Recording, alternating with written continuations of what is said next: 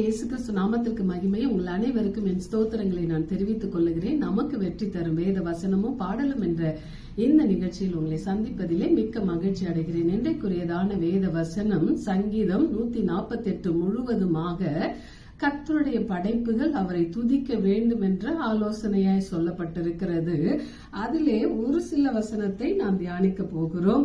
4ஆம் வசனம், 10வது வசனம், 12வது வசனம் மற்ற காரியத்தை நாம் தியானிக்க போகிறோம். அப்போ வானாதி வானங்களை அவரை துதியுங்கள், ஆகாய மண்டலத்தில் மேலுள்ள தண்ணீர்களை அவரை துதியுங்கள். அடுத்தது சொல்றாங்க 10வது, காட்டு மிருகங்களை, சகல நாட்டு மிருகங்களே, ஊரும் பிராணிகளே, இறகுள்ள பறவைகளே, பூமியின் ராஜாக்களே, சகல ஜனங்களே, பிரபுக்களே, பூமியில் உள்ள நியாயாதிபதிகளே, வாலிபரே, கன்னியரே, முதிர் வயது உள்ளவர்களே, பிள்ளைகளே, கர்த்தரை துதியுங்கள். ஹல்லேலூயா.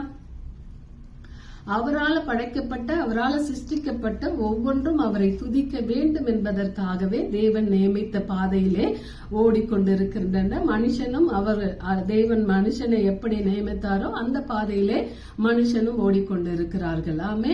அப்படியாக இந்த வேளையிலும் இந்த ஜனத்தை எனக்கென்று ஏற்படுத்தினேன், இவர்கள் என் துதியை சொல்லி வருவார்கள் என்று சொல்லி நம்பிக்கையோட தேவன் மனுஷனை சிருஷ்டித்திருக்கிறார். அதனாலே நாம் அவரை துதிக்க வேண்டியது நம்மளுடைய கடமையாய் இருக்கிறது. ஹல்லேலூயா. ஏனென்றால் துதிக்கிறவர்கள் மத்தியில் தேவன் வாசம் செய்கிற தேவனாய் இருக்கிறார். ஹல்லேலூயா. அப்படியாக இதை உணர்த்தும் வண்ணமாக நாம் ஒரு பாடலை பாடி தேவ நாமத்தை நாம் மகிமைப்படுத்துவோம். கடந்த 25ஆம் ஆண்டு முழுவதும் கர்த்தர் நம்மளை காத்து பல நன்மைகளை செய்தார். இந்த புதிய ஆண்டு துவக்கி இந்த கடைசி வாரத்தை, ஜனவரி மாதத்திலே கடைசி வாரத்தை காண ஆண்டவர் கிருபை செய்திருக்கிறார்.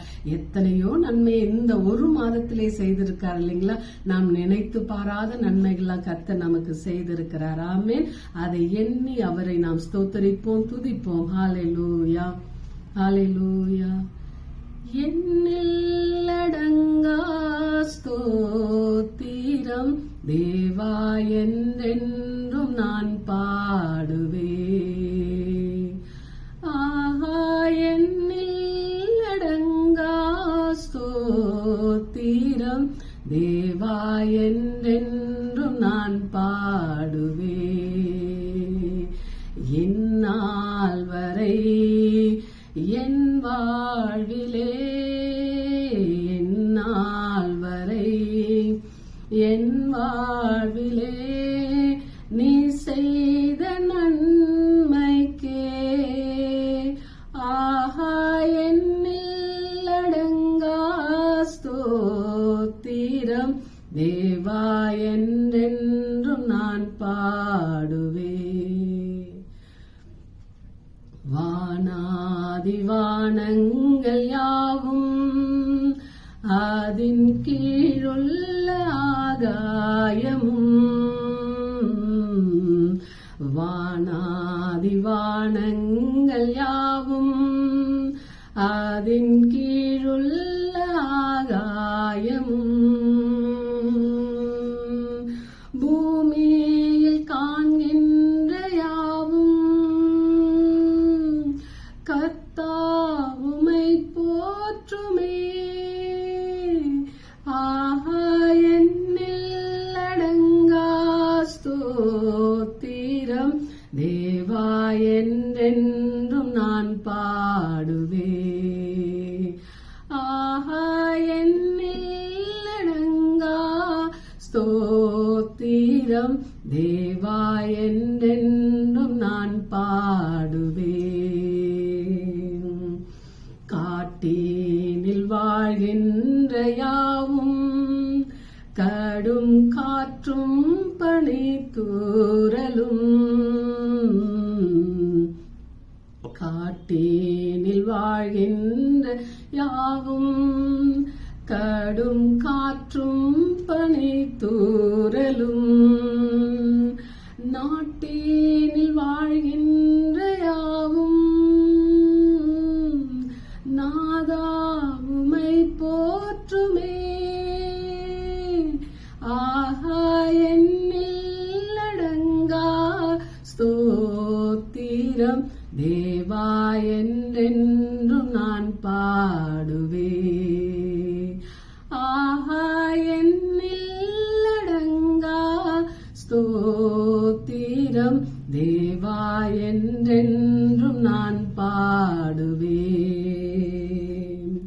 வாழ வயதுள்ளனோரும் மிகும் வயதால் முதிர்ந்தோர்களும்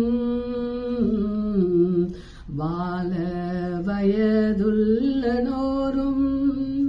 முதிர் வயதால் நிறைந்தோர்களும் பாலகர் தம்பாயினாலும் பாடி உமை போற்றுமே. ஆஹா என்னில் அடங்கா ஸ்தோத்திரம் தேவா என்றென்றும் நான் பாடுவே.